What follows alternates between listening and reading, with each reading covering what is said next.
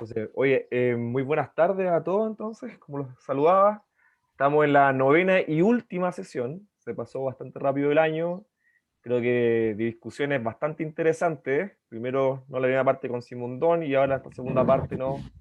Con estas lecturas, ¿no? Si bien que continúan el pensamiento, también son críticas, ¿no? De la filosofía de la técnica de Gilles Simondón. Y en esta última sesión, ¿cierto? Como le hemos comentado, hemos querido leer y estudiar, ¿no? Y ahora discutir también con una gran invitada, ¿cierto? El pensamiento de Bernard Stiegler. Así que le agradezco nuevamente por su participación dentro de todo este año y estar el día de hoy. Así que como siempre le doy la palabra a Dusan y para que pueda presentar a nuestra invitada. Muchas gracias a todos. Hola, espero que hayan tenido una buena Navidad leyendo a Stiller, al texto que les dejamos. Bueno, Sara Baranzoni recomendó este texto, que es sobre la idea de memoria y cómo se reconfigurada, replanteada por el pensamiento de Bernard Stiegler. Le agradecemos mucho a Sara que haya aceptado nuestra invitación. Para nosotros probablemente vamos a aprender mucho de ella. Sara ha traducido algunas de las obras de Bernard Stiegler o Yuk Hui al italiano. Eh, es doctora en estudios teatrales y cinematográficos, si entiendo bien, en la Universidad de Bolonia. Actualmente es académica y coordina una carrera de artes escénicas en la Universidad de las Artes en Ecuador. Y bueno, ha hecho una contribución muy importante a los estudios relativos a Deleuze, los estudios deleuzianos, junto a Paolo Vignola, cabeza de esta revista, cuyo enlace les copié en el chat, que es la deleuziana, y ha publicado una serie de artículos muy interesantes sobre Smart Cities, sobre el problema del antropoceno, todas en una clave muy relacionada con los temas que hemos eh, debatido durante el año, y específicamente Stigler. Así que es muy interesante ver cómo en temas contingentes ella es capaz de problematizar todos estos conceptos que, por cierto, son bastante complejos. Hay toda una serie de neologismos o de conceptos que son retomados de la filosofía griega, que uno puede encontrar en los textos de Bernard Stiegler. Y por lo mismo, yo les compartí en el correo un vocabulario que está extraído de la web Ars Industrialis, y, y Sara nos pidió que si es que tenían algún tipo de pregunta o hay algo que durante la exposición sea especialmente confuso, eh, pudiesen ustedes levantar la mano o dejar una pregunta en el chat, de tal manera puede exponer de manera fluida, eh, y ustedes dejan la pregunta y podemos hacer como un alto y preguntar. El resto de la dinámica es como en todas las sesiones. Después de la introducción de ese texto y la introducción del autor por parte de Sara, vamos a hacer una ronda de discusión general. Así que no te quito más tiempo, Sara. Allá igual es muy tarde, tampoco queremos eh, quitarte demasiado tiempo. Muchísimas gracias, Dusan. Gracias, Rodrigo, por la invitación, por la introducción muy generosa. Sí, no es muy tarde, son las 7 de la noche acá, pero estoy en Italia, por si acaso. Pero es muy intensa la consistencia de la filosofía de Stigler, así que merece un poco de tiempo, un poco de tensión también y un poco de paciencia por parte de los asistentes, los y las asistentes, que entiendo que no es la primera vez que se acercan a ese autor, porque han tenido discusiones ya en las primeras sesiones acerca de las críticas que Stigler le mueve a Simondon, y también en la sesión dedicada a Yukui se han salido un poco de temas específicos de la filosofía stigleriana. Bueno, En mi caso, cabe decir que yo no soy una de las máximas expertas de Simondon.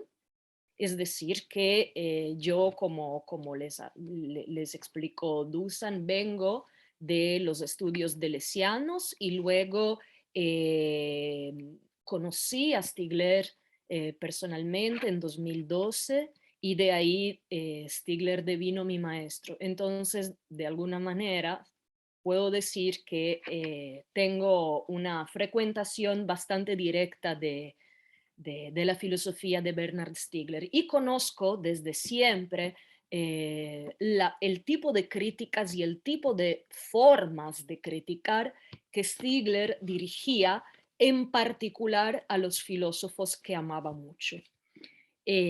Stiegler no criticaba, de hecho, a quienes no le interesaban, ¿no? Entonces es singular empezar una discusión de un autor por parte de otro autor que lo está criticando a partir de un interés muy fuerte y de una simpatía acerca de ciertas cuestiones que conciernen no solamente la dimensión técnica.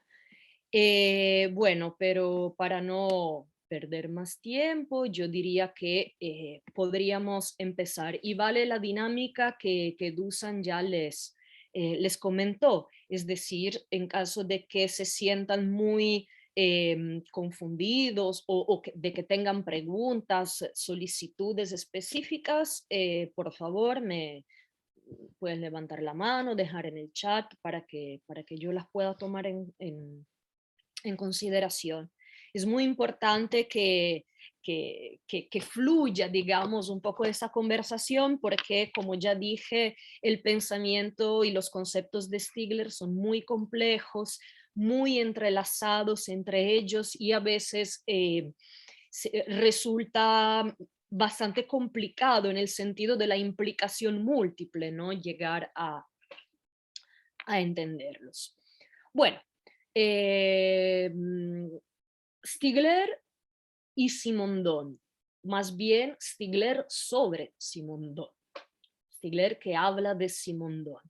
¿Por qué Stigler se interesa a Simondon? Pues porque existen algunos objetivos comunes entre los dos autores. Uno de los objetivos principales es aquello de superar el antropocentrismo de la filosofía para entender los límites de lo humano, ¿no? Una de las grandes fuerzas de ambos, pero al mismo tiempo para ambos es importantísimo demostrar que existe un lado humano de la técnica. Ya eso en particular para evitar todo tipo de discurso que le otorga a la técnica y la tecnología todas las culpas de las desgracias actuales, ¿no? El modo de existencia de los objetos técnicos. De hecho, Simondon es bastante optimista con respecto al futuro que la evolución técnica nos permitirá, según él, alcanzar, ¿no? Nuevas descubiertas, nuevos saberes, nuevas posibilidades. Y veremos que ese es precisamente uno de los objetos de la crítica de Stigler. Otro objetivo que tienen en común Stigler y Simondon es aquello de llegar a poder comprender las relaciones que existen entre la técnica y la cultura, ¿ya? Y es singular que ambos autores lo hagan en las que son sus tesis doctorales. En el caso de Simondon sabemos, ¿no? Hay una tesis principal que es la individuación y la tesis secundaria que es el modo de existencia de los objetos técnicos, mientras que la tesis de Stigler es en realidad una serie inacabada que lleva por nombre La técnica y el tiempo.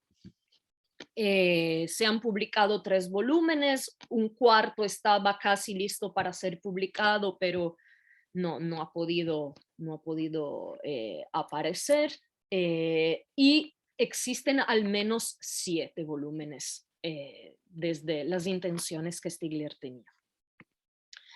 Ya. Objetivos comunes son aquellos que acabo de comentarles. También hay premisas comunes entre los dos autores, ¿ya? Entre las cuales, por ejemplo, evitar que se repita el gran error de la historia de la filosofía y del pensamiento, que es aquello de producir y conservar un dualismo muy fuerte entre distintos elementos que componen la relación entre cultura y técnica, ¿no? Se opone, por supuesto, la cultura y la técnica, se opone el hombre y la máquina, se opone la sociedad y la tecnología, etcétera, ¿no? Evitar ese tipo de dualismos es fundamental para ambos. Luego hay puntos en común y puntos divergentes, ¿no? Los puntos en común que Stigler reconoce ser a la base de toda posibilidad de pensar una filosofía de la técnica son, desde luego, la cuestión de la individuación psíquica y colectiva. Es un gran aporte por parte de Simondon, según Stigler, el tema de la individuación, y no se puede pensar, según Stigler, sino a partir de semejante dinámica, de semejante lógica procesual. También Stigler comparte el interés y la importancia del concepto de medio asociado, de la dimensión preindividual, ¿no? que precede la individuación, la cuestión, el asunto de las fases y los desfases del ser, que, digamos, concluyen un poco la tratación del libro Du mode d'existence, y también la idea que la evolución técnica está marcada por tendencias, ¿no? Las tendencias técnicas.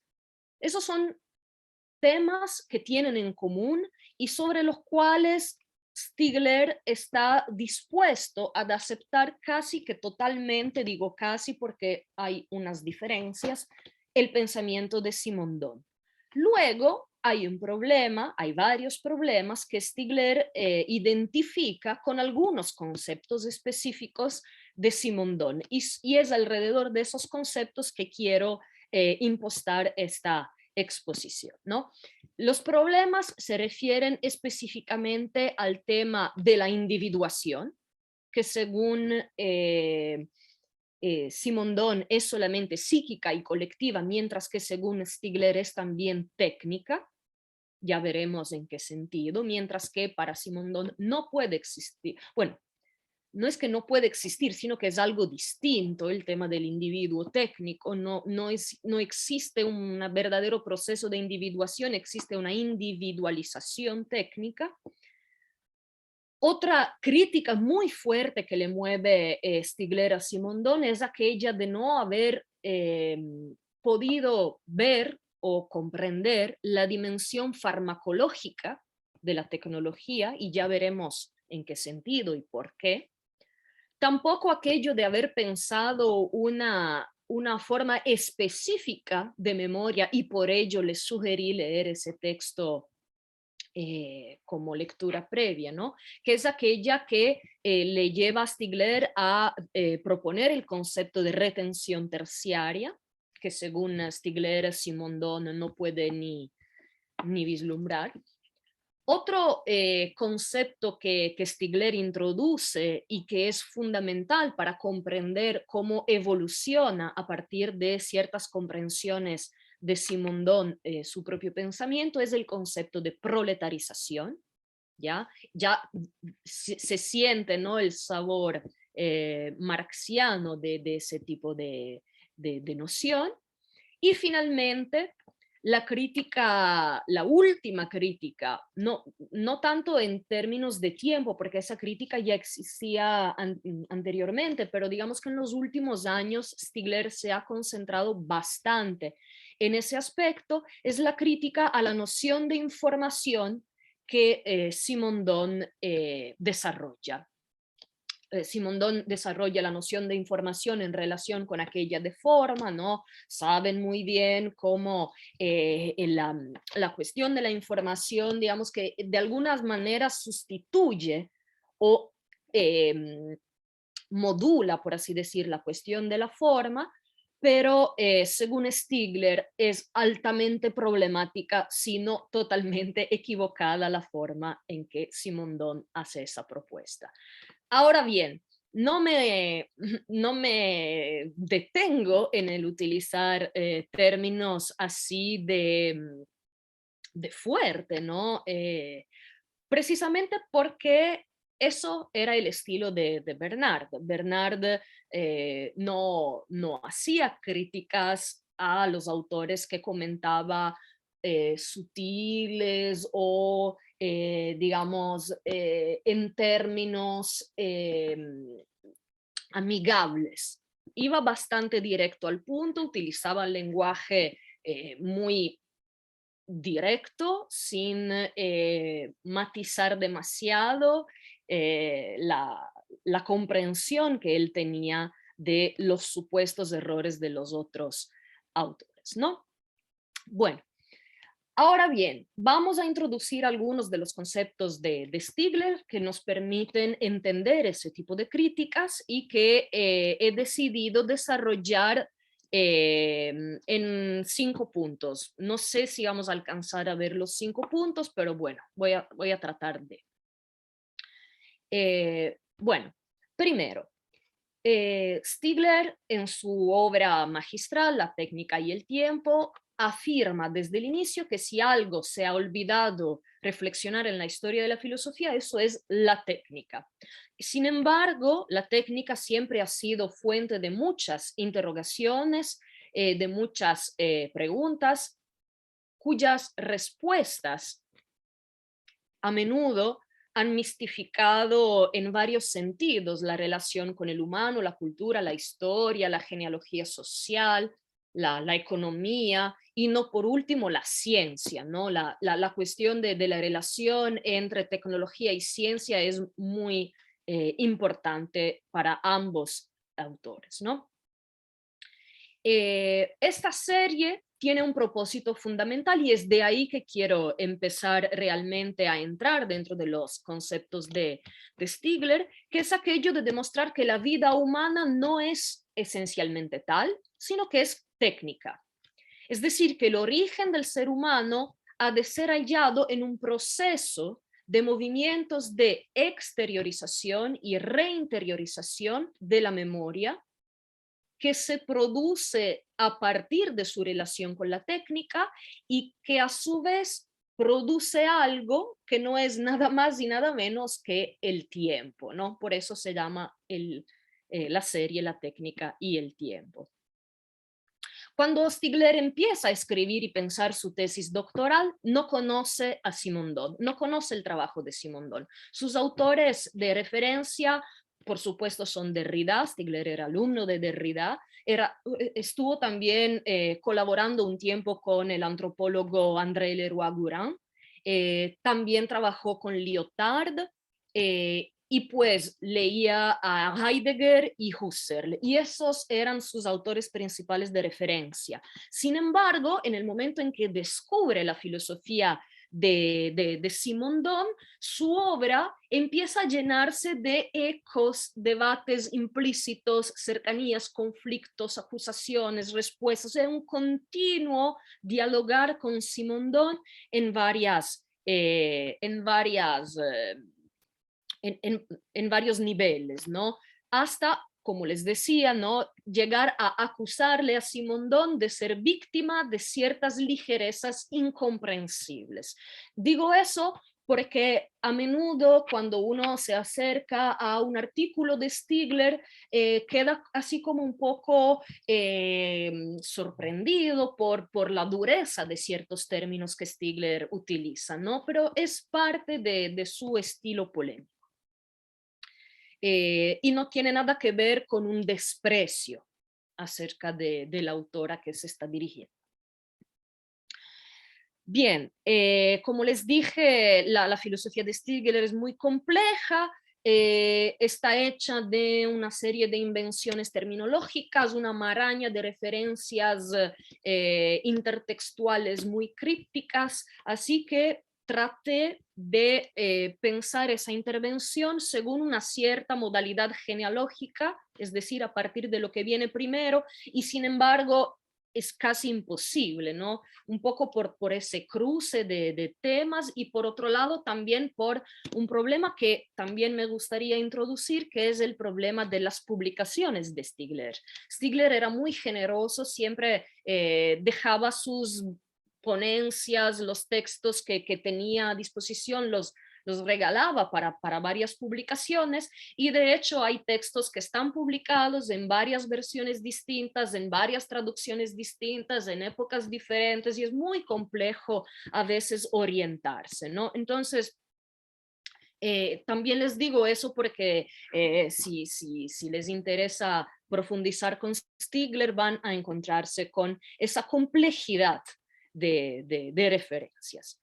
Bien, bueno, vamos entonces con el primer tema. ¿Quién o qué es el ser técnico? Esa pregunta se refiere, por supuesto, al tomo 1 de la técnica y el tiempo de Stigler, ¿ya? Y es lo que marca la primera diferencia entre Simondon y Stigler. ¿Por qué? Porque sabemos que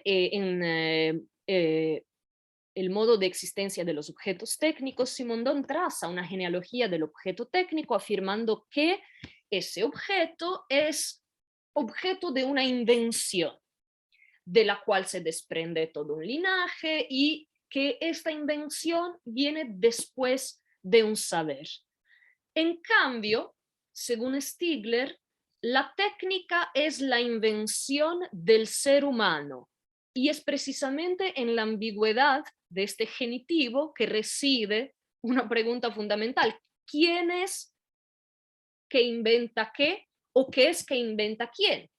¿Ya? Si según Simondon es claro que el ser humano, después de una fase pretécnica, puede, por medio de la invención y en respuesta a toda una serie de fases que describe muy largamente en la última parte del libro, ¿no? Es claro, ¿no? Que el hombre existe antes de la técnica. Digo hombre, pero quiero decir ser humano, por supuesto, ¿no? Utilizo el término hombre porque ambos autores utilizan ese término. Según Stigler, no es claro y es ambiguo y es preciso que sea ambiguo. ¿Quién inventa qué o quién inventa qué? ¿Ya? En realidad, según Stigler, sí hay un cierto tipo de anticipación por ambos lados, ¿no? Ya veremos de qué se trata. Stigler retoma eso a partir de la antropología de André Leroi-Gourhan. Leroi-Gourhan, paleoantropólogo, en su producción científica llega a demostrar cómo la aparición de lo humano está estrechamente vinculada con la aparición de la técnica, ya hasta decir, ¿no?, que la aparición del hombre es la aparición de la técnica.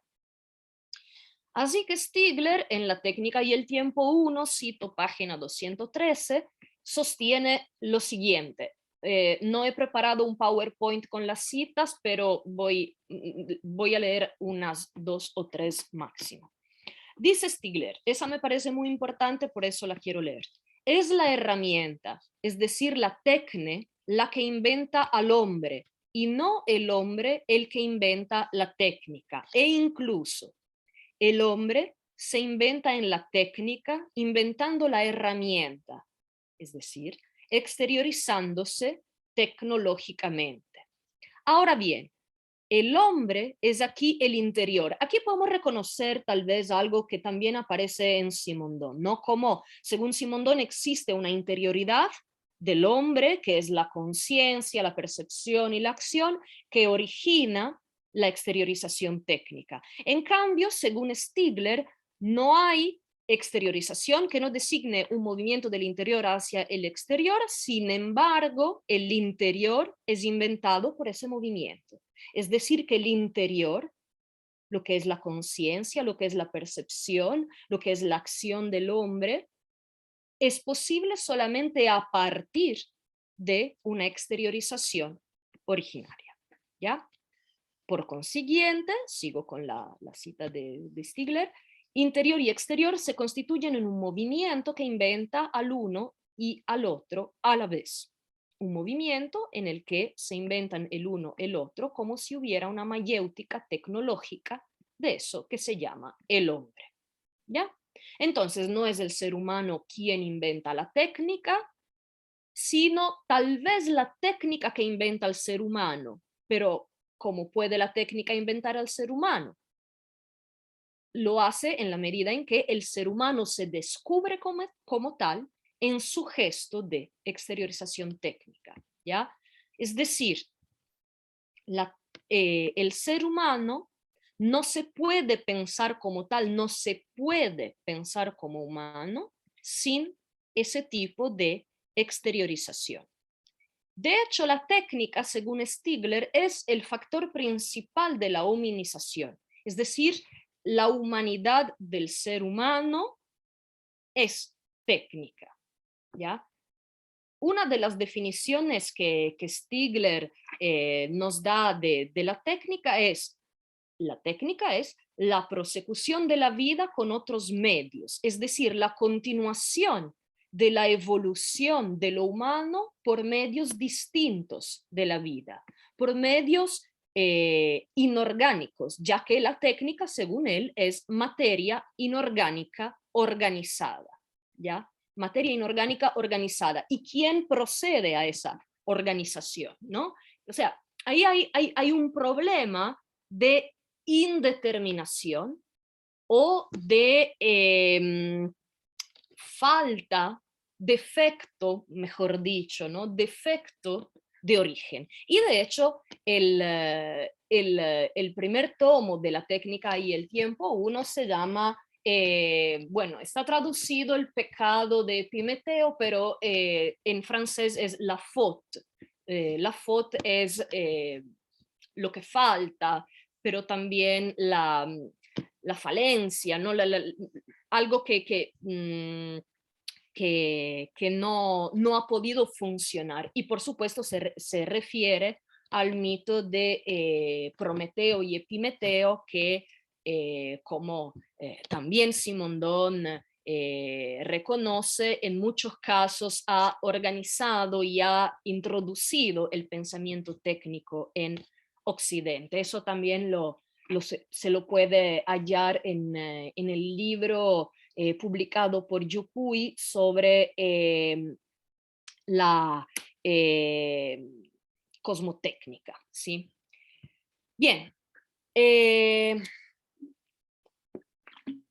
En este sentido, si no hay una precedencia de la técnica y del ser humano en los orígenes recíprocos, podemos decir que la historia de la humanidad es o corresponde precisamente a la historia de la técnica y que las dos son inseparables. No se puede concebir una historia de la técnica como separada de la historia de la humanidad y recíprocamente, ¿ya? Dice Stigler, siempre en Técnica y Tiempo 1, que considerarlas de manera aislada sería un artificio y es necesario poder estudiar la técnica y su evolución exactamente como se estudiaría la evolución de los organismos vivos. Una preocupación que tiene también Simondon, ¿no? Esa de establecer toda la genealogía, toda la evolución de lo que son los objetos técnicos en relación con los saberes y la cultura que los produce. Lo que sí cambia es que no hay producción en el caso de Stigler, sino que hay una coproducción, ¿ya?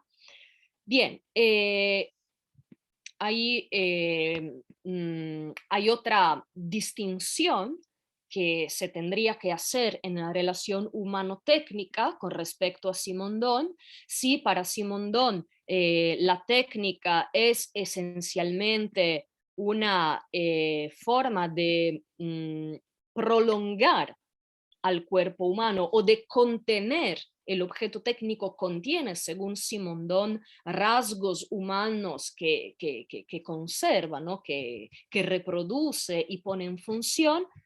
Pues en el caso de Stigler también podemos pensar la técnica en términos de prótesis, pero no una prótesis que viene a sustituir algo, a reemplazar algo que alguna vez estuvo ahí y que ahora se ha perdido, o algo que nunca existió y que entonces se tiene que producir, ¿ya? Simplemente la técnica como prótesis en el sentido de algo que se añade, algo que se protege, ¿ya? En ese sentido, prótesis lo podemos pensar como algo que se pone delante en términos espaciales, ¿no? Entonces amplía espacialmente las posibilidades de lo humano, o también que anticipa, se pone por delante en el sentido de anticipa, ¿ya? Prevé. Entonces, en ese sentido, añade también una dimensión temporal a la dimensión humana, ¿ya?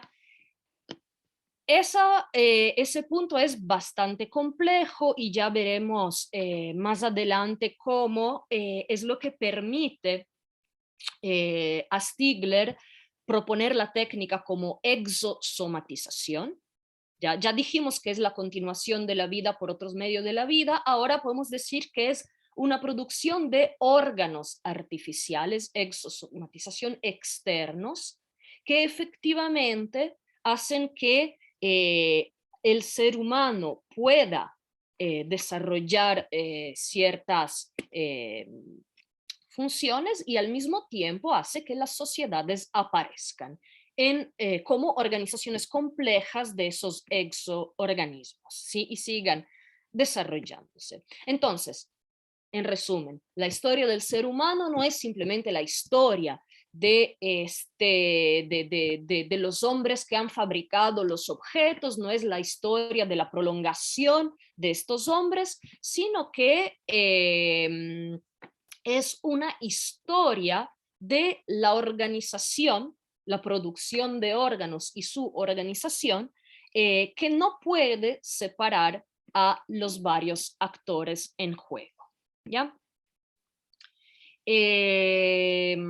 Estudiar ese tipo de historia equivale a explicitar todas las fases de diferenciación que produce el ser humano, en el doble sentido del término, ¿no? que producen al ser humano y que el ser humano produce. Bien. Esa tecnicidad originaria del ser humano, que en realidad es, como dije, un defecto de origen, no un defecto necesario para que exista el ser humano, implica, según Stigler, dos postulados fundamentales.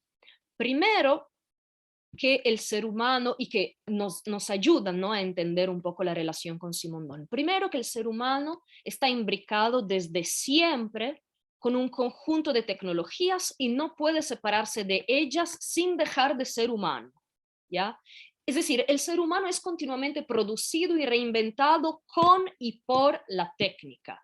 Si se aleja de ella, deja de ser humano. Es decir, no si se aleja, sino si no entiende su relación con la técnica. Eso hace que no se pueda postular una voluntad humana que produce la técnica o que anticipa y utiliza la tecnología como medio para sus fines, ¿ya? O sea, no existe esa dimensión de medio en Stigler. Según Stigler, no hay una voluntad de lo humano que construye o que inventa la técnica, sino que esa voluntad precisamente llega después. ¿Llega después de qué? Después de la desorientación, que es el título del segundo tomo de La técnica y el tiempo. Esa desorientación llega después del encuentro con la tecnología, del encuentro con esa invención técnica, ¿no? Al mismo tiempo, no podemos decir que eso desemboca o resulta en un determinismo tecnológico, porque no existe una anterioridad de la técnica sobre las capacidades humanas, ¿no? Existe un inicio desde sus orígenes. La agencia entonces es compartida, no hay una que determina la otra. Segunda implicación, la dimensión preindividual, que Simondon define como pretécnica, para Stigler es en realidad técnica de por sí. O sea, saben que Simondon dice que existe una dimensión pretécnica donde no existía todavía esa diferenciación, donde existía una cultura mágica, donde un poco a la vez empiezan a diferenciarse las herramientas técnicas, ¿no? Y existe una dimensión preindividual que es anterior al proceso de individuación, que no es técnica, ya donde hay una indistinción general entre sujeto, objeto, etcétera, etcétera. Para Stigler eso no es así. ¿Por qué? Porque la dimensión preindividual es técnica. Es técnica y precisamente por el tema del adelanto de la técnica que les acabo de mencionar, tanto en términos espaciales como temporales, ¿no? La técnica precede, según Stigler, la individuación psicosocial, la sobredetermina, se le escapa y en este sentido constituye un tercer tipo de individuación. ¿Ya? De hecho, Stigler actualiza el análisis de el discurso de la individuación, así como propuesto por Simondon, añadiendo el proceso de individuación psíquica y el proceso de individuación colectiva aquello de individuación técnica. ¿Ya? Eso no solo establece que las transformaciones tecnológicas también constituyen un devenir individuo, porque eso ya lo vislumbraba Simondon, ¿no? Simondon hace la diferencia entre elemento técnico, individuo técnico, conjunto técnico, pero ese individuo técnico, Simondon lo veía en términos de individualización, como ya había yo adelantado, ¿no? En cambio, según Stigler, existe una individuación técnica que juega un papel fundamental en la coimplicación de todos los procesos formativos que constituyen individuos y sociedades. Algo que según que es paradójico, según Stigler, que Simondon no llegue a ver, porque su filosofía es precisamente lo que permite pensar este tercer tipo de individuación. Bien. Bueno, veo que hay varias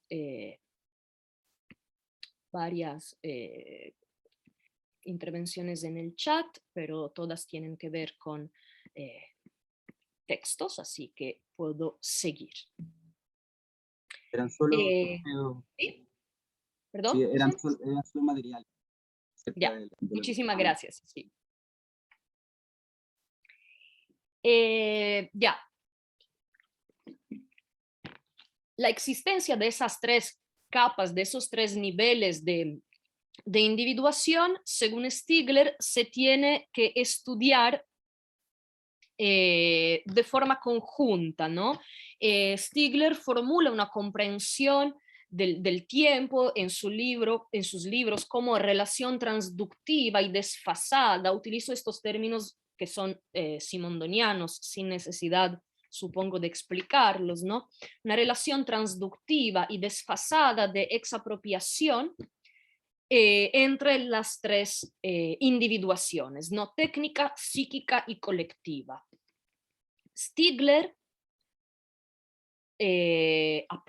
Stigler insiste sobre el hecho de que estas tres individuaciones hay que comprenderlas y estudiarlas en conjunto, dentro de aquella que él llama una organología general, es decir, una teoría metodológica según la cual existe una constante producción de órganos psíquicos, biológicos, técnicos y de organizaciones sociales que se co-individúan recíprocamente. Y es ahí donde Stigler también introduce un término que no existe en Simondon, que es aquello de transindividuación. Habla de o sea, Simondon habla de transindividual, pero no de transindividuación, mientras que Stigler, para hablar de esa forma de co-individuación recíproca dentro del ámbito de la organología general, es decir, de el nivel técnico, psíquico y colectivo, habla justamente de transindividuación, precisamente haciendo referencia a la relación transductiva. ¿Ya? Bien. A partir de ahí, si estamos de acuerdo, ¿no?, con que el individuo está inscrito en un proceso de individuación que es más largo, más grande, más vasto que él, podemos pensar que necesitamos entender de qué está hecho este proceso de individuación. Entonces, si según Simondon ese elemento es la sociedad, la cultura, la producción de saberes, la producción de conocimiento, etcétera, etcétera, ¿no? Es muy importante toda la parte final de el modo de existencia de los objetos técnicos, donde se detiene bastante en la explicación, ¿no?, de cómo una forma, un modo de pensamiento, un modo de comprensión de la realidad deviene en otro a través de esa sucesión y desencuentro, digamos, de fases, ¿no? Y de ahí, ¿no?, desarrolla toda una genealogía del devenir técnico. En cambio, según Stigler, como existe un ya ahí protético, es decir, ya existe un preindividual que ya es técnico, entonces serán los objetos técnicos aquellos que constituyen esa tradición, ese pasado, esa historia, ¿no?, en términos, historicidad en términos heideggerianos, que es un poco la base de ese proceso de individuación. ¿Y en qué modo lo hace? Bueno, para comprenderlo es menester introducir otro concepto fundamental de Stigler, que es aquello de retención terciaria. El concepto de retención terciaria tiene una derivación husserliana. Según Husserl, las retenciones son lo que se retiene del paso del tiempo y se distinguen, según Husserl, en retención primaria, que es lo que se retiene como presencia en el presente, es decir, la percepción. En el flujo del tiempo presente yo retengo, percibo ciertas cosas, retención primaria. Retención secundaria es, en cambio, lo que se retiene de lo que está pasado, lo que ya ha pasado, ¿no? Entonces, lo que se retiene en tanto recuerdo. Las retenciones secundarias pueden ser individuales o colectivas, ¿no? Pueden ser individuales si se refieren a un recuerdo personal o colectivas si se refieren a hechos históricos. Y ambas dan lugar a lo que se llaman protensiones. ¿Qué son las protensiones? Son proyecciones, horizontes de espera, anticipaciones del futuro, que también pueden ser individuales y colectivas, ¿no? Proyecciones, deseos acerca del futuro, etc. Bueno, a este sistema retencional, Stigler añade un tercer tipo de retención, la retención terciaria, que sería la forma de memoria exteriorizada en un soporte, por supuesto, externo, hecha pública, entonces, que tiene un carácter material o hipermaterial y que es externa a la conciencia, o sea, es una memoria exteriorizada. Es una memoria que retiene al mismo tiempo el presente y el pasado. ¿Por qué? Porque se presenta a mí, es presente, ¿ya? Pero contiene algo que se refiere al pasado, un pasado que he vivido o que no he vivido. Puede, de hecho, la retención terciaria consistir en una forma de transmisión intergeneracional de la experiencia y de la memoria. En tanto tal, sobredetermina la composición de las retenciones primarias y secundarias y genera otras protensiones, ¿no? Y según Stigler, la retención terciaria, que es básicamente todo objeto técnico que incluye una memoria en el que se deposita una memoria o un conjunto de saberes, es la base hoy de toda inversión industrial, gracias a la tecnología de la información. Y es precisamente por no haber, según Stigler, entendido la importancia de pensar el objeto técnico en tanto retención terciaria, que Simondon, según Stigler, repito, no puede ver con claridad lo que es el concepto de información, que a menudo Stigler repite que según Simondon ni siquiera es un concepto, ¿no? Porque se queda a nivel de noción. Bien. Ahí sería preciso añadir que la existencia de la retención terciaria es posible solamente gracias a lo que Stigler llama el proceso de gramatización, que es básicamente aquello gracias al cual un flujo temporal de experiencia de un individuo, que incluye sus gestos, sus acciones, etcétera, etcétera, se discretiza y formaliza.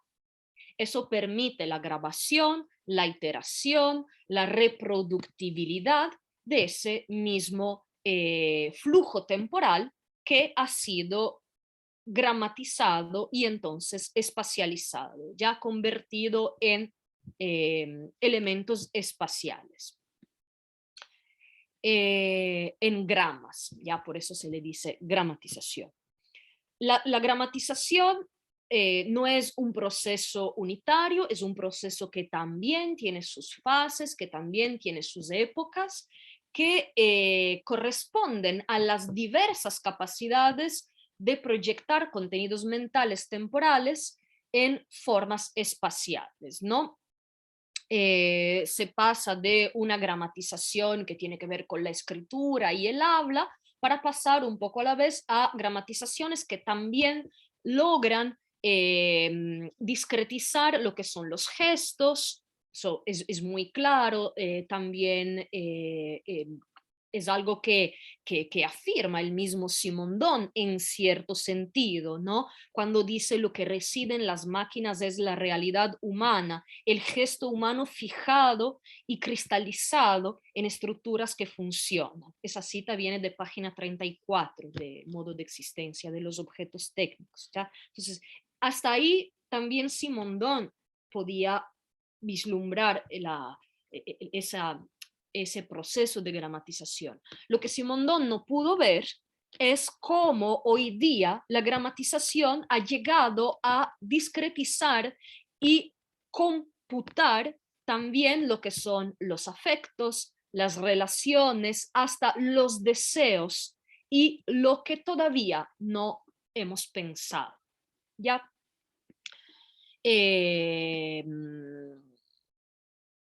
Bien. Precisamente por ser exteriorizada en forma de grama, en forma que se podría definir ortográfica, ¿no? Esa memoria, la retención terciaria, nos da la posibilidad, o sea, el sujeto que se conforma en relación con la retención terciaria, adquiere la posibilidad de calcular el futuro, de proyectar, de anticipar, de determinar lo indeterminado. Y lo hace precisamente a través de la técnica, ¿no? Entienden esa relación muy estricta, realmente inseparable, donde no se puede muy claramente establecer quién opera sobre qué. De hecho, ¿no? Eso nos permite comprender algo más de esa relación entre ser humano y técnica, precisamente en el sentido de que se mencionaba anteriormente que la interioridad no sería nada más que un producto, ¿no? De la exteriorización. ¿En qué sentido? Porque al momento de almacenar memoria y entonces saberes dentro de ese objeto externo, que es la retención terciaria, este objeto técnico, el ser humano forma su propia conciencia a partir de lo que este objeto le permite proyectar, anticipar, comprender y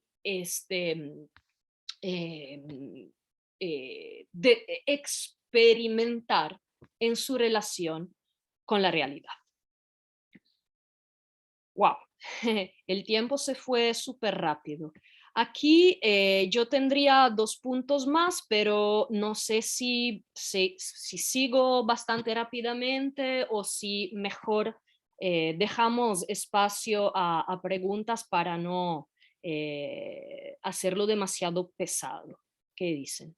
Sara, en relación como al tiempo que comenzaste, si tú quieres y crees que es posible, tal vez 10 minutos más podría exponer y ahí ya abrimos la exposición, si te es cómodo. Claro. Ok, Yo trato de proceder muy lentamente cuando hablo de Stigler porque sé lo complicado que es poder estar, digamos, poder comprender todas las implicaciones, ¿no? Bueno, otro concepto que entonces sigo un poquito más, otro concepto que nos permite entender ese tipo de relación entre las varias individuaciones y cómo la memoria cambia las condiciones de la vida humana, así como aquella de la vida social y de la vida técnica, es el concepto de epifilogénesis. El concepto de epifilogénesis es un concepto bastante original de Stigler, porque Simondon, por ejemplo, reconocía para el técnico solamente una génesis, una evolución filogenética. ¿Ya? Perdón. El ser vivo, según Stigler, tiene una historia genética instruida e inscrita en un filum, y eso es precisamente la filogénesis, ¿no? La herencia genética que se transmite de generaciones en generaciones, y tiene al mismo tiempo una historia individual, una epigénesis, que se regula por medio de los encuentros que el ser humano produce dentro de su propio medio, ¿no? O sea, la memoria, según Stigler, es la memoria del ser humano en tanto ser técnico, es epifilogenética, precisamente en el sentido de que el ser humano, organizando la materia inorgánica en la relación con el medio, ¿ya? Entonces no olvidemos todos esos elementos, puede mantener tanto lo que viene producido a nivel del ADN, ¿no? A nivel de su producción genética, como todo aquello que es producido por la experiencia. Quiero decir con eso que la retención terciaria, los seres técnicos le permiten al ser humano crear una herencia que modifica, según Stigler y según los estudios sobre la plasticidad del cerebro, ¿no?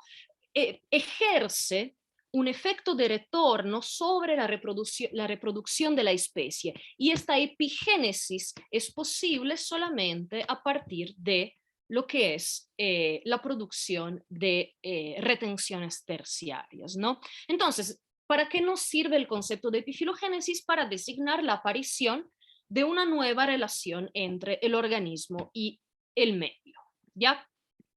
Que también involucra a el órgano técnico. Bien, Eso, según Stigler, es algo que tampoco llega a comprender Simondon y que hace que Simondon no pueda finalmente llegar a comprender cómo los objetos técnicos también tienen su propia forma de individuación.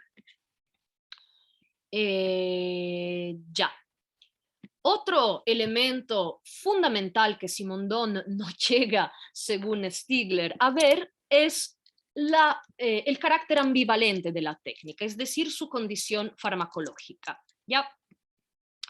Stigler retoma ese término de los análisis de Derrida, del Fedro de Platón, ¿no? Que, como sabemos, describe la escritura como un fármaco ambivalente que es a la vez auxilio y fuente de destrucción para la memoria. ¿Ya? Según Stigler, no solo la escritura, sino todo objeto técnico es farmacológico, es decir, que aparece a la vez como obstáculo y como posibilidad última del pensamiento. Y no es que eso depende, como se piensa en el sentido común, del uso que los humanos hacen de la técnica o de la tecnología o del objeto técnico, ¿ya? Sabemos que no existe, según Stigler, ese tipo de relación. Según Stigler, de hecho, el objeto técnico es farmacológico en el sentido que desde siempre es al mismo tiempo veneno y remedio. ¿Para qué? Para la memoria del ser humano. ¿En qué sentido para la memoria del ser humano? Pues porque por un lado permite, como ya he dicho, ¿no?, la acumulación de una serie de capas de sabiduría, que son saberes de varios tipos, a partir del saber hacer, que constituye el objeto técnico, pero también el saber vivir u otros saberes teóricos, y permite su conservación, así como su difusión y su multiplicación. Por otro lado, pero una vez que nosotros exteriorizamos esos saberes y los depositamos en el objeto técnico, esos saberes abandonan la memoria humana y hacen que, bueno, claro que eso se hace con el fin de eliminar ciertos esquemas inertes, ciertas tareas elementales, ciertos elementos que son bastante aburridos, ¿no? Pero ¿qué hace? En el momento en que esos saberes abandonan la memoria, de alguna forma la vuelven ignorante, ya que la despojan de ciertas prácticas. Ese mecanismo es aquello que conlleva un estado particular que Stigler llama de proletarización. Es decir, en el momento en que los saberes abandonan la memoria, ¿ya?, porque se inscriben dentro del objeto técnico, el ser humano se acerca a un estado de proletarización. Estoy ahora haciéndolo un poco general, sería mejor, digamos, especificar más, pero por cuestiones de tiempo lo voy a dejar así bastante general. O sea, ¿qué es la proletarización? No es lo que describe Marx, no es la relación de pérdida por parte del obrero de sus medios de producción que hacen que ese obrero se encuentre alienado, ¿no? Una crítica esa que Simondon también le mueve a Marx, que no es eso, según Simondon, la causa principal de la alienación, sino que es, según Simondon, una falta de comprensión del funcionamiento y de la génesis, de la evolución de las herramientas técnicas, y entonces un alejamiento del tipo de saber que esas herramientas técnicas pueden producir. En ese sentido, nos acercamos bastante a la comprensión de la proletarización por parte de Stigler, ya que la proletarización es precisamente la pérdida, es generalizada, vale por todos, como en el caso de Simondon, y es precisamente la pérdida de saberes provocada por cualquier tipo de tecnología en el momento que esa se configura como exteriorización material de la memoria de dichos saberes, ¿no? Es interesante ver cómo describe la alienación Simondon en el libro, de cómo habla del sentimiento, de sentirse reducido prácticamente a un organizador de las máquinas, ¿no? A una, Stigler diría, a una función de las máquinas, y no está muy lejos de lo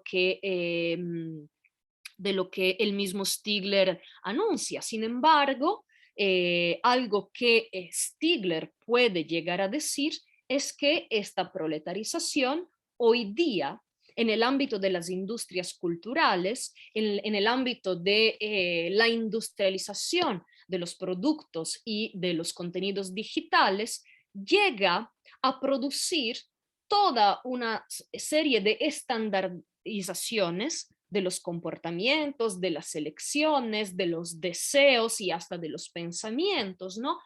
Que hacen sincronizar las mentes sin que estas mentes entiendan o comprendan precisamente qué es lo que está actuando sobre ella, y sin que estas mentes tengan una, aunque mínima, conciencia de retorno, ya una reinteriorización de toda esta información que se maneja por parte de esas tecnologías. Bien, ahí puedo de alguna forma terminar. Solamente déjenme decir una última cosa. Este carácter farmacológico de la técnica es precisamente aquello que le consente a Stigler observar y poner en práctica la dualidad de la retención terciaria, es decir, del objeto técnico, ¿no?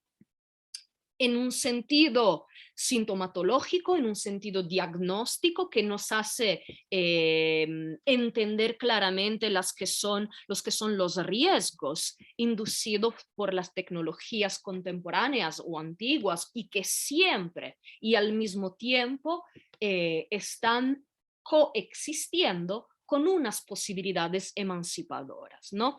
O sea, dentro del mismo objeto está inscrito al mismo tiempo el lado que envenena y el lado que emancipa, ¿ya? Lo que Stigler llega a decir es, puede sonar un poco deleuziano, ¿no? Es la necesidad de alguna forma devenir la casi causa del fármaco, es decir, de jugar las tecnologías como, por un lado, soporte epistemológico para entender y repensar la toxicidad que ponen, digamos, enfrentan las civilizaciones y los individuos, pero por el mismo lado, estas tecnologías pueden ser variadas, pueden ser desarrolladas de forma de generar el remedio, de forma de amplificar el lado del remedio que esos mismos objetos contienen. ¿Ya? Eso sería, según Stigler, la única forma de ser dignos de las transformaciones tecnológicas que están proletarizando la sociedad actual. Bueno, ahí termino de verdad, aunque faltaba todavía un poco el comentario sobre la cuestión de la información, pero creo que desde lo que he dicho ya se vislumbra un poco el tema del por qué no funciona la comprensión que Simondon propone de la información según Stigler. Ahora veo que hay manos levantadas, veo que hay también una pregunta en el chat. Dejaría hablar a las personas también para descansar un segundo. Muchas gracias, Sara, por esta interesante, generosa y clara, ¿no?, exposición. Creo que todos los que nos hemos acercado de alguna manera a la obra de Stigler no hemos padecido muchas veces, ¿no?, la dificultad de su lenguaje y sus conceptos. Entonces, de verdad, estamos muy agradecidos. Tenemos dos manos levantadas. Está Luis primero y luego Dusan. Entonces, tiene la palabra y en ese orden, por favor. Luis, todo tuyo. Bueno, antes igual tendría que leer la pregunta que hace Claudio Gutiérrez en el chat, que ha escrito antes de que yo levantara la mano. Sí, Podemos leerlo. Claudio pregunta sobre, no sé si Claudio quiere intervenir directamente, pero pregunta acerca de la noción de knowledge que aparece en el artículo memory. Ahí hay un problema de traducción también. Lo que pasa es que en francés, así como en español, existe una diferencia entre saber y conocimiento, mientras que en inglés solo existe knowledge. Entonces ahí muchas veces se ha debatido sobre cómo traducir la cuestión del saber, ¿no? Y la diferencia que Stigler instituye entre saberes y conocimientos. Para ir muy rápidamente, la diferencia, digamos, lo digo así de forma muy general, la diferencia que Stigler instituye entre saberes y conocimientos es que el conocimiento es algo que yo puedo adquirir, pero no lo puedo modificar, simplemente lo aplico, mientras que el saber es un conocimiento reinteriorizado y que yo puedo modificar para dar lugar, perdón, a nuevos saberes y ampliar el horizonte cultural, del pensamiento y de los conocimientos generales, ¿no? Eso es una distinción básica que él hace.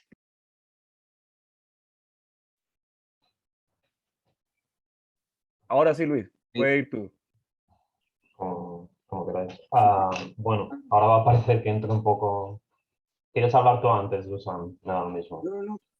Nada, que intentemos agrupar las preguntas, es decir, tú, después yo, y después puede contestar Sara.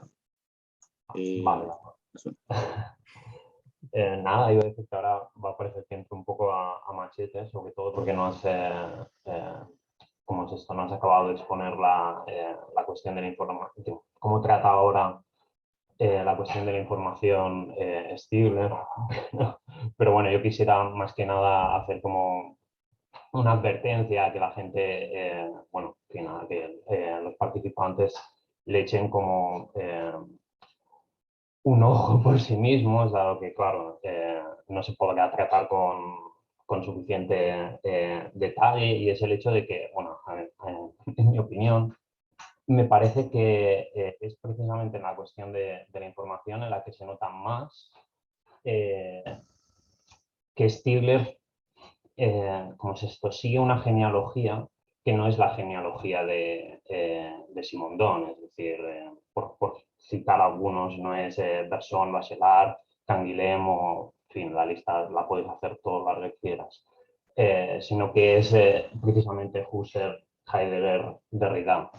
Y eso se nota, pues se nota mucho en la lectura que hace de la noción de información en Simondon, sobre todo que se ve en la sociedad automática, en las elecciones de Nanjing y ahora en esta cuarta parte de la técnica del tiempo. Y bueno, nada, solo apuntar eso. Si alguien tiene algo más de interés en profundizar en la cuestión de la teoría de la información en Simondon, y esto es puro ejercicio de autobombo, que le metéis. Y nada, no sé, muy breve felicitar por la introducción y también felicitar por la selección de textos, porque entrarle a esto es, es complicado. Bien, nada, con eso acabo. Sara, si quieres hacer algún comentario, quizás alguna de las cosas que no alcanzaste a mencionar sobre la idea de información y la crítica a la información, porque creo que mi pregunta se va a alejar de ese terreno. Sí, gracias, Dusan. Entonces, bueno, sería eventualmente un poco larga la discusión del tema de la información. Lo que me interesaría decir es que Stigler, en el momento de criticar la comprensión de la noción de información de Simondon, identifica un culpable, y el culpable es Wiener. Es decir, que según, bueno, Wiener y Shannon. Lo que pasa es que Stigler afirma que en el afán de querer asimilar o tratar de forma parecida al objeto técnico y el objeto natural, Wiener no entiende algo muy importante de la información. Y asimismo, Shannon, utilizando la noción de información en relación con toda la comprensión cibernética, ¿no?, de la realidad, reduce la noción de información a una que no alcanza a comprender los riesgos de esa misma noción. Otra crítica que le mueve Stigler a Simondon es aquella de alguna forma autocontradecirse. ¿Por qué? Porque en un cierto momento Simondon llega a decir que la información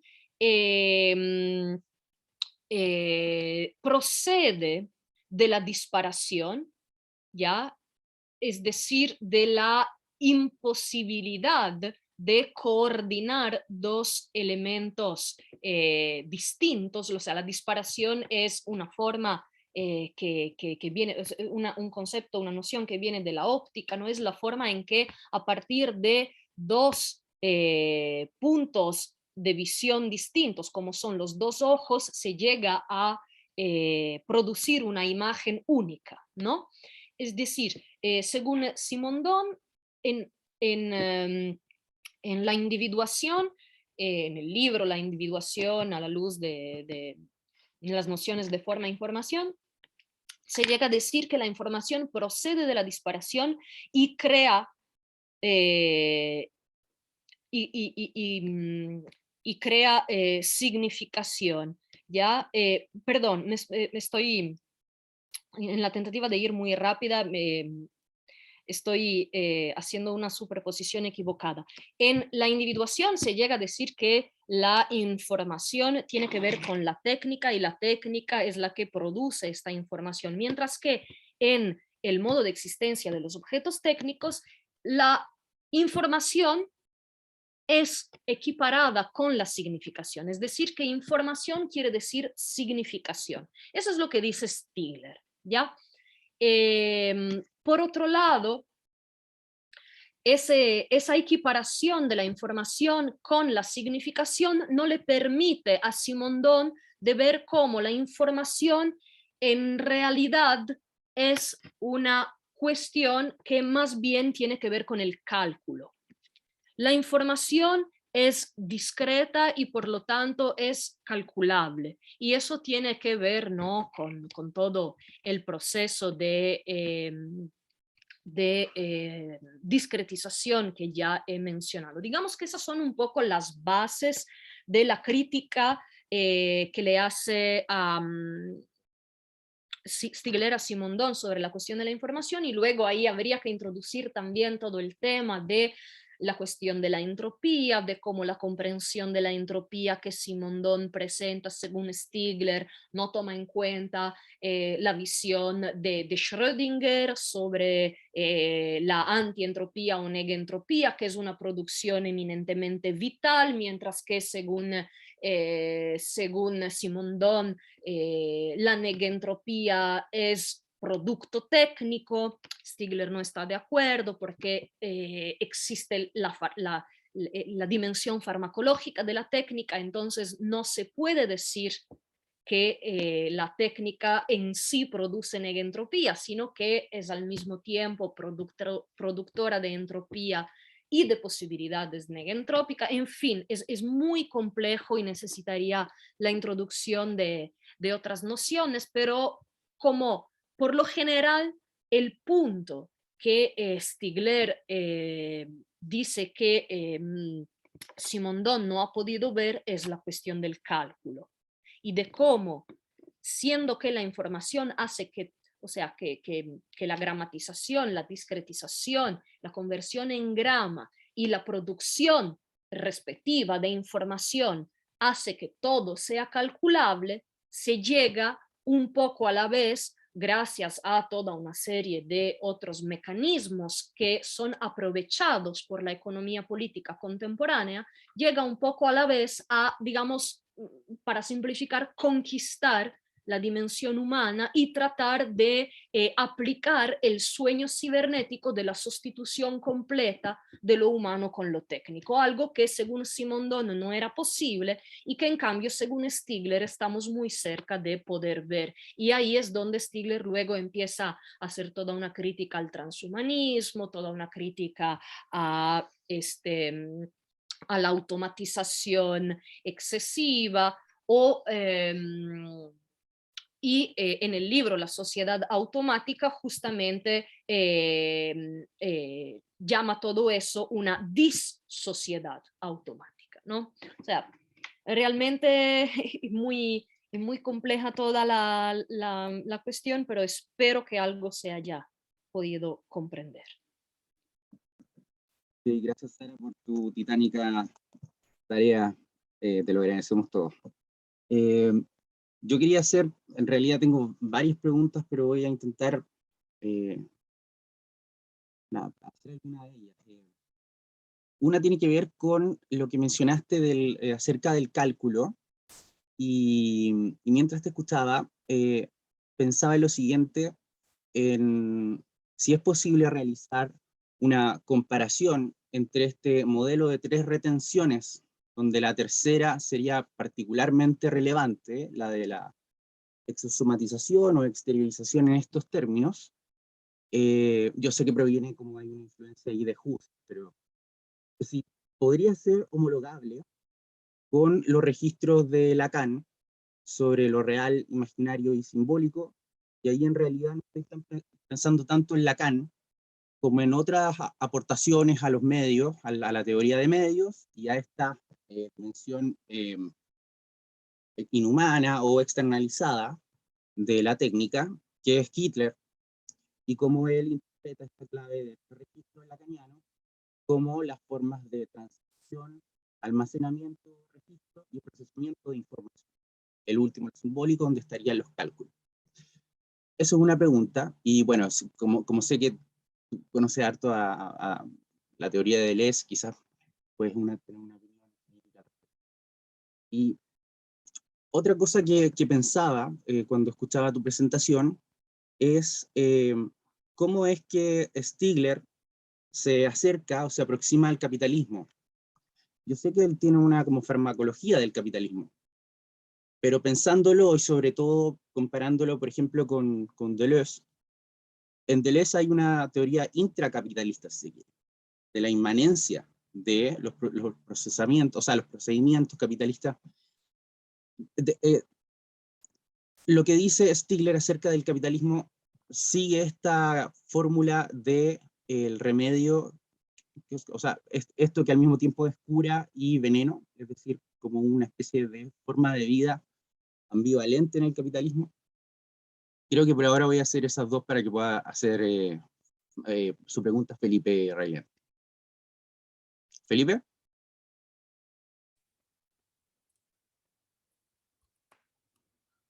Hola, ¿qué tal el audio? ¿Me escuchan? ¿Se escucha bien? Sí, Gracias, Susan. Gracias, Sara, por la interesante conversación. Y yo tengo una pregunta bien crítica, pero quiero hacerla en el fondo, pensando si tú gustarías ser un poco abogada de Stigler, ¿no? ¿Qué pensarías tú que diría él para defenderse de la siguiente acusación? Y que es bien sencilla, que es la acusación de que es un especista.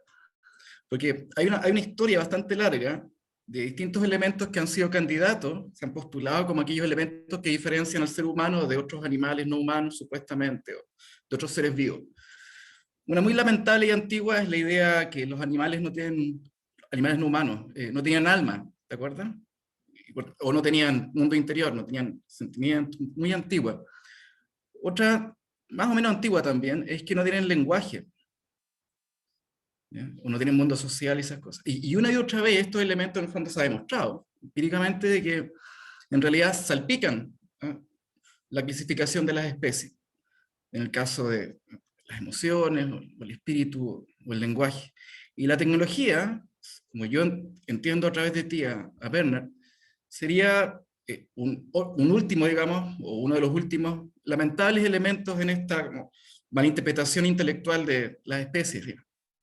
¿Por qué? Porque es obvio que las tecnologías, cuando uno, o las técnicas, ¿no es cierto?, cuando uno las define quizás con un sentido un poquito más amable o ancho, digamos, son parte del ejercicio de un montón de criaturas y seres vivos que no son necesariamente humanos. Entonces, esa es como un poquito, obviamente yo creo que la defensa de Stigler sería filosófica, digamos. Habría que entrar a definir con precisión por qué se sostiene, digamos, en su filosofía, esta distinción entre lo humano y lo humano a propósito de la técnica o la tecnología. Pero incluso pivoteando, digamos, en esa relación, e interpretando que el ser humano es ser multiespecie, o sea, en el fondo, yo estoy también hablando no solamente en nombre mío, sino de las bacterias que están en mi cuerpo, ¿no? O sea, en el fondo, y yo estoy relacionándome contigo a través de este aparato. Entonces, hay algo un poquito más complejo de lo que Stiglitz pareciera sospechar en su reducción filosófica o fenológica, ¿no?, de todos los términos involucrados en este. En realidad, yo obviamente no quiero atacarte ni a ti ni a hacer un poquito como el juego de roles, ¿no es cierto? ¿Qué pensarías tú que dirías sobre ese tipo o esa línea de crítica, ¿no? Bernard, eres un especista. Eso, gracias Sara. Pues gracias, Felipe, la pregunta muy estimulante. Gracias también, Dusan. Empiezo por esa última, ¿no? Porque efectivamente Stigler no dedica casi, diría yo, ningún tipo de atención, muy poca atención al tema de los animales, ¿no? O sea, a veces algunas personas le han preguntado a Stigler, ¿y por qué no te ocupas de eso? ¿Y por qué no hablas de eso? ¿Y por qué no te interesa el cuerpo? ¿Y por qué hay muchas personas que lo hacen? O sea, él dice, yo completo mi pensamiento con el pensamiento de los demás, pero hay cosas que las dejo desarrollar a los demás. No es que no me gustan, no es que no las entiendo, simplemente me dedico a algo específico, ¿no? Que es precisamente la relación entre el ser humano y la técnica. Sobre la crítica de especismo, yo podría estar de alguna forma de acuerdo. ¿Cómo se podría defender él? Pues él diría que en realidad la diferencia entre lo humano y lo animal no está basada en el tema no está basada en el tema de la emoción, de,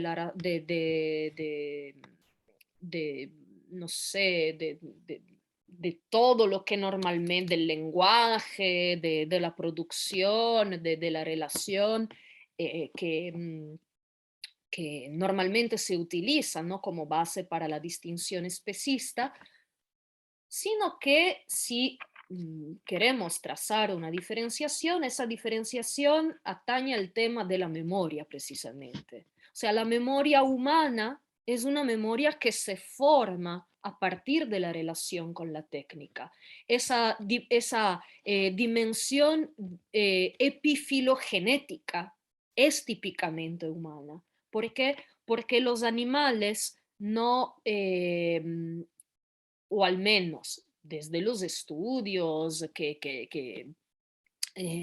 existían y que existen en el momento en que Stigler escribía La técnica y el tiempo 1, donde traza precisamente esta diferencia entre lo humano y lo animal. La diferencia está en el hecho de que el ser humano, en su relación con el objeto técnico, constituye su propia interioridad. Ni el animal ni el humano supuestamente tendrían una interioridad. El humano la constituye, la suya, a partir de la relación con el objeto técnico. El humano deposita acciones, modos de hacer cosas, ¿no?, dentro del objeto técnico, y en su relación con el objeto construye su propia posibilidad de pensarlo, construye su propia interioridad, construye su propia humanidad. Algo que, según Stigler, el animal no puede hacer. De hecho, la individuación de los animales es una individuación que procede, ¿no?, del carácter de la especie. Y en ese sentido, efectivamente, podría, digamos, tener eh, un vínculo con la crítica, y sin embargo es un problema de que Stigler no se ha realmente ocupado. Ahora, para pasar en cambio a las preguntas de Dusan, lamento decirte que la primera pregunta no la puedo contestar, precisamente por lo que decías, ¿no? Yo vengo de otro tipo de pensamiento, no soy experta de Lacan y no quisiera lanzarme en interpretaciones que tampoco estarían soportadas por un pensamiento concreto de Stigler. Stigler ha intentado varias veces acercarse al pensamiento de Lacan, ha dialogado con otras personas que sí son expertas y que han intentado poner en relación su pensamiento con aquello precisamente de Lacan, pero sobre ese plano yo no me atrevería a decir mucho porque correría el riesgo de caer en equivocaciones que no me, no me gustaría enfrentar. Sobre el tema, en cambio, del capitalismo, pues ahí es complejo decir qué es lo que pensaba o qué piensa Stigler sobre el capitalismo, porque también podemos identificar algunas fases. Sí es cierto que en principio el capitalismo también era un fármaco ambivalente, ¿no? En el sentido es algo que por supuesto nos hace mucho daño, pero al mismo tiempo tenemos que encontrar la forma de vivir en y con el capitalismo. Con la publicación de La Sociedad Automática, tomo 1, el 2 lamentablemente no ha sido publicado. En la introducción de ese mismo libro se puede leer la afirmación que hay que acabar con el capitalismo, que el capitalismo ha llegado a un estadio, porque el capitalismo tampoco es así de unitario, ¿no? Atraviesa distintas fases. El capitalismo puramente computacional, que es aquello que estamos conociendo hoy día, es uno que no es viable, es uno que solamente destruye y que no permite una reapropiación por parte del ser humano de todas las implicaciones a nivel de saberes y a nivel de producción, de pensamiento que en sus formas previas, precedentes, eventualmente sí podía alcanzar. De hecho, Stigler ha sido, digamos, en algunos casos también acusado de mantener una posición bastante tibia, ¿no?, con respecto a la crítica del capitalismo. Pero creo que esa crítica se ha radicalizado bastante cuando se ha empezado a hablar del capitalismo de plataforma, del capitalismo computacional, y de hecho todo el análisis que él hace en la sociedad automática de cómo el capitalismo asociado con la dimensión 24/7 del trabajo y de la, bueno, del trabajo mental productivo de los individuos, no tanto del trabajo en términos de empleo, ¿no? Que es otra distinción que Stigler arma. Digamos, asociado el capitalismo con esa dimensión 24/7, que es totalizante y que trata de calcular cualquier aspecto de la vida, y lo que Antoinette Rouvroy y Thomas Burns han llamado la gubernamentalidad algorítmica. Junto con esas dos herramientas, el capitalismo se ha vuelto realmente insostenible y totalmente dañino, sin posibilidades de salida. De hecho, ahí se vincula todo eso con la crítica al antropoceno, con toda la cuestión, de hecho, de las derivas cibernéticas y de la falta de comprensión de las implicancias de ese cálculo total, ¿no? Que según Stigler, en lugar de producir saber, así como soñaba Simondon, está produciendo no saber absoluto, siempre para volver a resemantizar algunos términos que vienen de la filosofía hegeliana. Eso, digamos, para un poco responder tu segunda pregunta. No sé si... Sí, no sé si nadie más tiene alguna pregunta. Entonces voy a volver a interrumpir la conversación. Perdón, yo quisiera responder un segundo a lo que dice Luis González en el Perdón. chat. Dice, como apunte, me parece que la crítica de Stigler acerca de la noción simondoniana de información no se sostiene. En particular, la de no haber anticipado la cuestión del cálculo, porque Simondon pretende elaborar una noción contra la concepción probabilística de la información.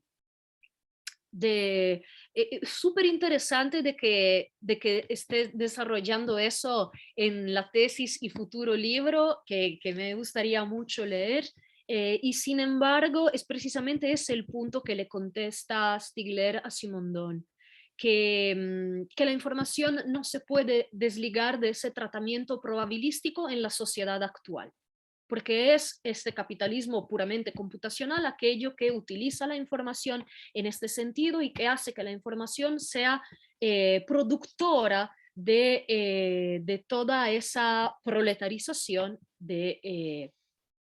generalizada de las sociedades actuales. Ahí es bastante interesante leer los últimos textos de Stigler, donde insiste bastante sobre la noción de información. Eso, solamente eso. Sí, exactamente eso. Gracias. Sí, yo solo quería añadir una sensación que tuve cuando particularmente leí el texto sobre memoria, la diferencia entre anamnesis e hipomnesis.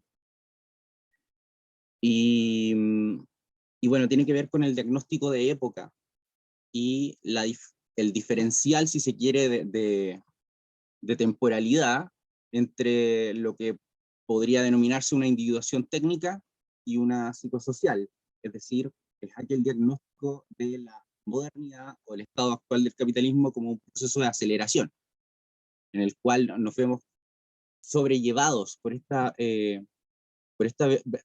velocidad de la que no somos capaces de asir, o que va a destiempo. Pensaba en ese diagnóstico que está o al menos yo lo leí en la prueba de la impotencia, y pensaba más bien en aquello que nos queda como testimonio en las mismas tecnologías, aquellos mensajes que pueden llegar del pasado.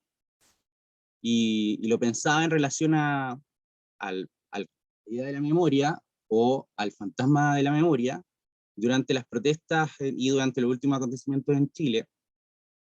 No sé si tú conoces, hay una grabación en sonido de Salvador Allende cuando estaba siendo bombardeada La Moneda, y él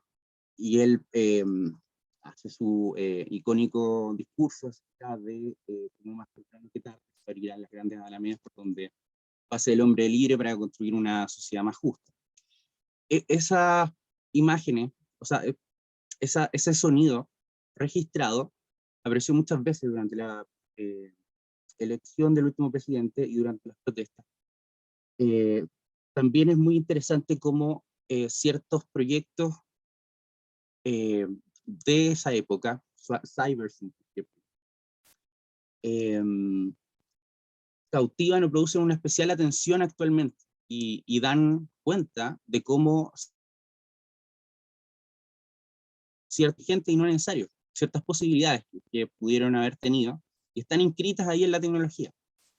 Entonces, nada, lo que yo me preguntaba es si es que hay algún uso, y me parece que sí lo hay, solo que no recuerdo, por parte de Stigler, de esta idea del APRECUP, de retroactividad, que es un concepto que viene, bueno, que también es lacaniano, o es como típicamente freudiano, pero que es esto que no acaba de tener sentido en la época que se inscribe, no obstante, en su posteridad la tendrá, podría tener otra, son estas huellas que parecen como testimonios, y que se podrían detectar haciendo estas arqueologías de los medios, o arqueologías de la tecnología.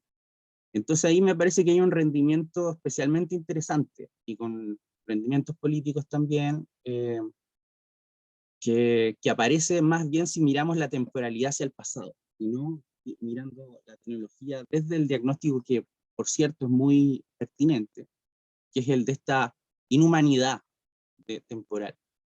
Eso, creo que en Acting Out hay algo de eso, pero no estoy seguro si es que es uno de los conceptos. Y que no sé, Matías, si quieres hacer tu pregunta de inmediato.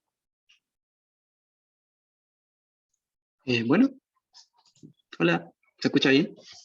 Sí. Genial ver cara. Espero que estén bien por allá. Quería hacer una pregunta muy desconectada de lo que estaban conversando antes, pero en cierta forma es como una sensación que me produce con Stigler cuando leía este libro sobre economía política que tiene, y que sentía que se repetía mucho lo que estaba escrito en este capítulo de la memoria, y que era básicamente la idea de como reducir un poco la historia a este proceso de discretización, y que me genera la duda de dónde ve Stigler las fallas en este proceso de discretización, en el sentido de que si es que está pensando que las nuevas tecnologías digitales están en un creciente, una como constante expansión de elementos discretos y de transformación de ahí hablaba de los hilos continuos de la vida en elementos discretos. Bueno, y después cuando tú, Sara, mencionabas que en el último libro, que no he tenido la oportunidad de leer, que se ve muy bueno, ya Stigler pareciera ser como bien pesimista y decir como ya todo va a ser subsumido dentro del algoritmo, de los cálculos algorítmicos. Entonces me queda la duda, entonces no hay espacio para la falla dentro de ese proceso de discretización, no surgen elementos continuos cuando se intentan discretizar las cosas, que es precisamente lo que me pasa a mí cuando hablamos de memoria, casi en un sentido súper representacional, ¿no? Como de pensar que la memoria es volver a representar eso que fue, pero siempre en la memoria hay algo nuevo. En el fondo nunca recordamos las cosas, estoy pensando en la memoria más quizás secundaria, como nunca recordamos lo que fue completamente, sino que siempre hay falla, siempre hay error, siempre hay algo que se agrega. Entonces me genera la duda de si es que Stigler ya llegó con la gubernamentalidad algorítmica, la Smart City, etcétera, a ese como diagnóstico tan pesimista, como que siento que le pierde el rendimiento a ese proceso de gramatización al no incluir esa posibilidad de falla. No sé si es que estoy interpretándolo mal o no sé. Muchas gracias por la presentación. Sí, quizás Renzo, para cerrar el círculo y que Sara pueda descansar posteriormente después. Sí. Gracias. Sí, igual guarda relación con las dos anteriores tuyas y la del colega, que tienen que ver justamente con la noeticidad, que fue una gran preocupación también de Stigler, ¿no? La noesis y la gramatización noética frente a lo sensible hoy en día. Y de alguna manera, esa industrialización también de la noesis, ¿cómo, Sara, tú lo observas respecto justamente a poder atender estas nuevas condiciones farmacológicas que guardan relación justamente con lo que Stigler hace una búsqueda hacia esas nuevas formas de juego del imaginar, ¿no? Unas formas de juego con las nuevas condiciones técnicas, tecnológicas que estamos atravesando, y de qué manera, de alguna manera, esa noesis, atendiendo esta nueva condición, podría también sortear estas nuevas formas de juego, ¿no? Estas nuevas formas de jugar con estas herramientas, ¿no? Que de alguna manera también anulan el juego o lo otro, ¿no? Pero ese sorteo, ¿no? De jugadas entre eso que puede quedar algún de ese planteamiento no ético que justamente viene a ver con la estupidización que tanto Stigler pone en énfasis, ¿no? Es un poco como lo observas tú, Sara. Y gracias también por la lectura muy, muy rica. Muchas gracias. Gracias, Renzo. Gracias, Matías y Dusan, por las preguntas. Voy a tratar de ver si las puedo articular dentro de una respuesta única. A partir del tema de la pre-Q. Sí, por supuesto, es un tema que aparece en Stigler ya desde la técnica y el tiempo 1, que es el pecado de Epimeteo. ¿Qué es el pecado de Epimeteo? A Prometeo le habían dado la tarea de distribuir todas las facultades entre los seres vivos. Epimeteo, que es el hermano tonto, entre comillas, lo quiere hacer él y se olvida de guardar una calidad para los humanos. Y Apre-Q, precisamente, en retrospectiva, se da cuenta del error cometido y entonces Prometeo le tiene que remediar regalándole el fuego a los humanos, etcétera, etcétera, ¿no? Entonces, ya desde el título aparece el tema. Luego, ese tema es crucial, es fundamental en Stigler y de hecho tenía que ver con el último punto que pero me pareció demasiado complejo de introducir en pocos minutos, que es el tema del doble redoblamiento epocal, que es un concepto bastante extraño, bastante complejo de Stigler. Digamos que básicamente desde la dinámica técnica que Stigler dibuja, resulta claro cómo los saberes en realidad, si bien se almacenan en el objeto técnico, más bien se producen a partir del objeto técnico y se producen a pre-Q, se producen después de haber entrado en relación con él, precisamente comprendiendo la relación que se puede mantener con él. Para eso es necesario pasar por una fase de sorprensión, de suspensión, además, por una fase que en état de shock Stigler describe muy bien, una fase que nos deja estúpidos de cierta forma, ¿no? Y es precisamente ante esta estupidez, ante esa incapacidad de entender ahora qué hago con ese nuevo objeto técnico, una estupidez que creo que todos hemos experimentado alguna vez en la vida cuando aparece una nueva versión de un objeto que ya existe, ¿no? Es precisamente a partir de esta suspensión y estupidez que se forma el pensamiento y que se forma el saber. Lo que Stigler llama doble redoblamiento epocal tiene que ver también con ese tema, ¿no? que introducía Matías, vinculado con la crítica de Stigler a las derivas negativas del proceso de discretización. ¿Cuál es el problema con ese punto? Lo que Stigler define el doble redoblamiento epocal es la condición o digamos el proceso que se produce o debería producirse cada vez que se impone un nuevo sistema técnico. que impone, según Stigler, una doble epoqué. Una en el plano tecnológico, porque se epoqué en el sentido de suspensión, ¿no? De puesta entre paréntesis, así como se dice en términos fenomenológicos. Una en el plano tecnológico, porque suspende lo anterior, ya entonces crea una fractura entre lo anterior y lo siguiente, y la otra en el plano de los saberes, es decir, los saberes que nosotros teníamos anteriormente y que nos permitían interactuar con las herramientas que existían anteriormente ya no son válidos, ya no nos sirven para interactuar con las nuevas herramientas, ¿no? Algo parecido está también en Simondon en relación con la forma en que los técnicos un poco a la vez se encuentran incapaces, ¿no?, de interactuar con las máquinas, y eso es, según Simondon, la causa de la alienación. O sea, como decía, ¿no?, ese estupor nos deja estúpidos, nos deja incapaces de actuar y de pensar, y para poder volver a actuar y pensar es necesario un segundo tiempo, ¿no? Por eso se llama doble redoblamiento epocal, un segundo tiempo en que a partir de esta cesura se pueda formar una nueva época de los saberes y de las técnicas, ¿ya? Esta nueva época está caracterizada por la comprensión a nivel individual y colectivo de las implicaciones técnicas, del estudio, del pensamiento, de los descubrimientos científicos, de las formas políticas, de las nuevas instituciones, de las leyes, ¿no?, que se tienen que producir a partir de esa innovación técnica.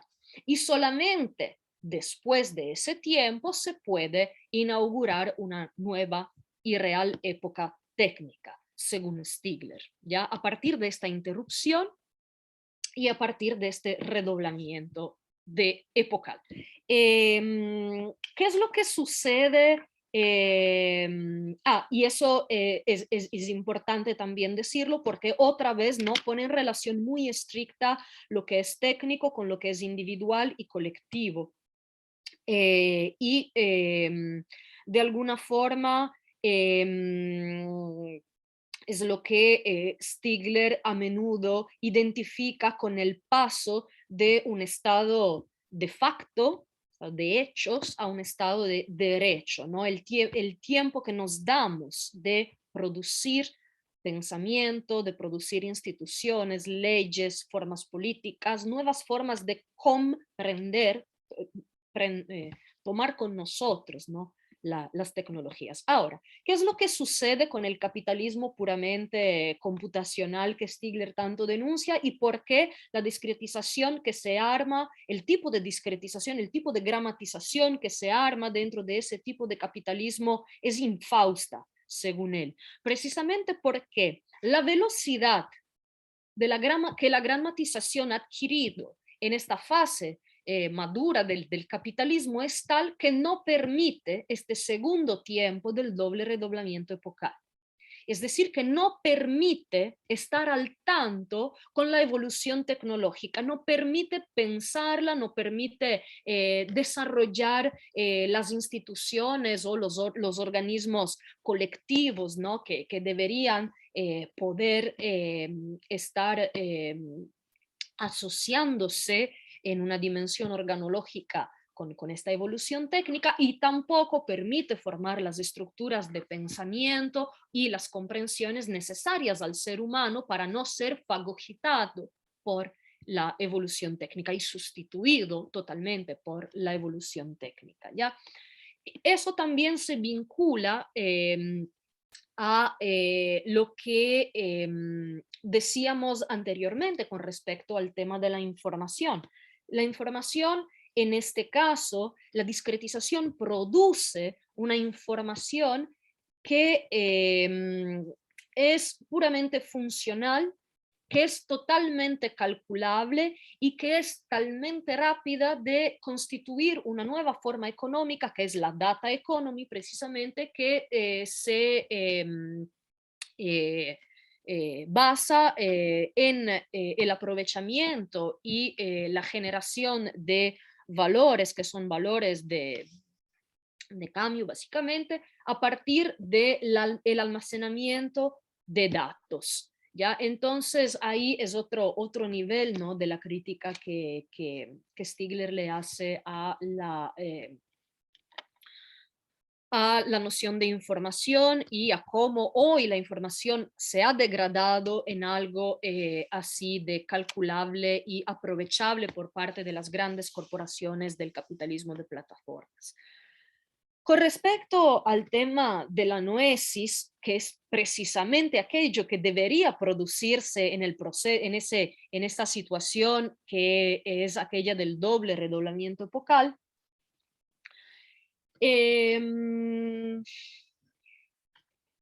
efectivamente, si la pregunta es cómo atender las nuevas condiciones farmacológicas, cómo atender esos nuevos desarrollos tecnológicos, la solución, según Stigler, no estaba ya preconcebida, ¿no? Entonces, efectivamente, y ahí se marca, digamos, un nuevo paso en el pensamiento y la práctica filosófica de Stigler. Todo el último periodo de su producción, yo me atrevería a decir los últimos 3 años como mínimo, Stigler los ha dedicado a la constitución de proyectos prácticos, concretos, específicamente vinculados con la tentativa de dar respuesta a esta pregunta. ¿Cómo es que a partir de este no saber absoluto que el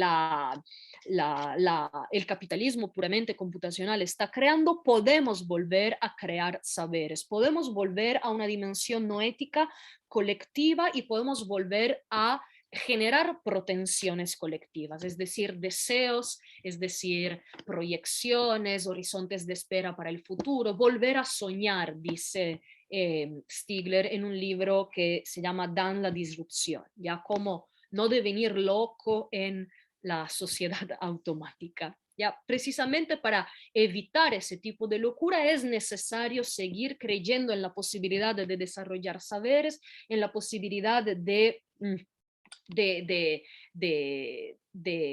aprovechar la dimensión farmacológica de la técnica para empujar hacia esta dimensión curativa, ¿ya? O sea, la relación entre pensamiento y cura en la filosofía de Stigler es muy fuerte. La filosofía para Stigler siempre contiene una dimensión terapéutica, que es terapia para el pensamiento, terapia para las tecnologías, de las cuales hay que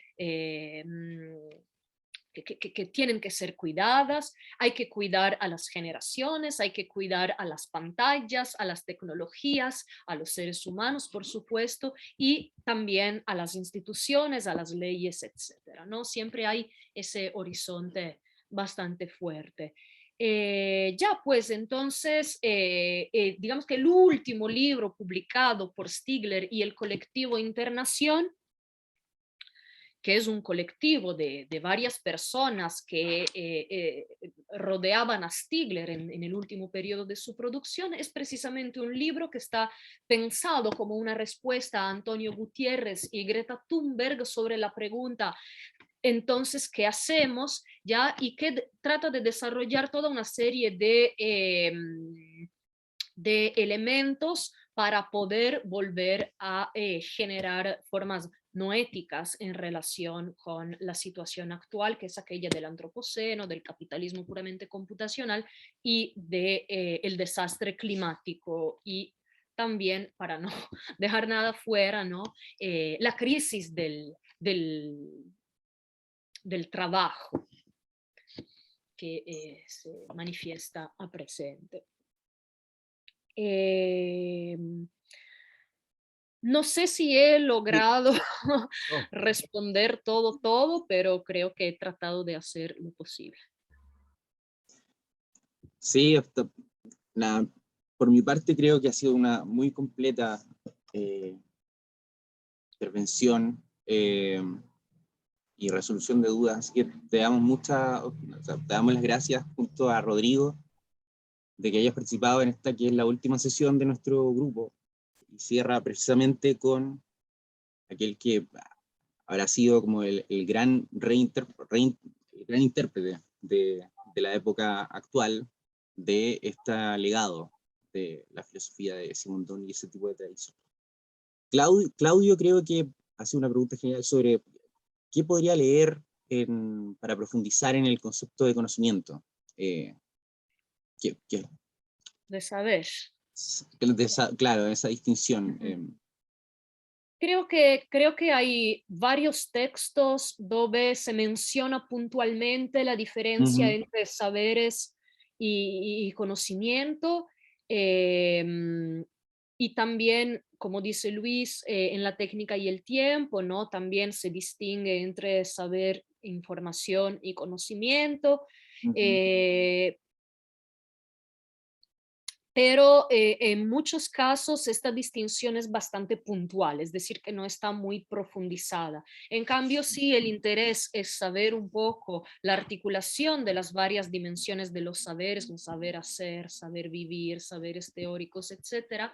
Ahí también hay varios textos que hablan de ello y se los puedo pasar Sí. por correo.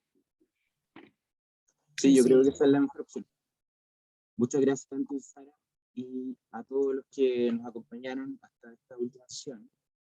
No sé, Rodrigo, si quieres agregar algo. No, la verdad, muchas gracias a todos y muchas en especial a Sara. Creo que ha sido una tremenda exposición y una tremenda conversación, así que estoy muy agradecido y con todos también los participantes. Creo que cada una de las sesiones que hemos tenido a lo largo del año, ¿no? fueron gratificantes y fructíferas, así que muy agradecido. Así que eso, la verdad, gracias por su tiempo, por todo, la verdad. Y eso, que tengan un buen año. Solamente comentarles que pronto, bueno, todos ustedes han tenido acceso a estas grabaciones, ¿no? mediante el Drive, pero pronto también estarán públicas, ¿no? mediante la página de la Universidad Adolfo Ibáñez, así que también ahí también se va a poder tener acceso para todos ustedes y, bueno, quien quiera, ¿no? Así que eso. Muchísimas gracias a ustedes por la invitación, por esa maravilla de seminario que han organizado. Ahora quiero ver también las sesiones pasadas. Muchas gracias a todos y todas los que asistieron por la atención, por las preguntas muy estimulantes y por haber resistido todo ese tiempo. Muchísimas gracias. Y disculpas por varias complejidades que han aparecido a lo largo de la exposición. Nada. Eso, que estén bien entonces todos. ¡Feliz año! Un abrazo a todos. Feliz año, gracias. Chao.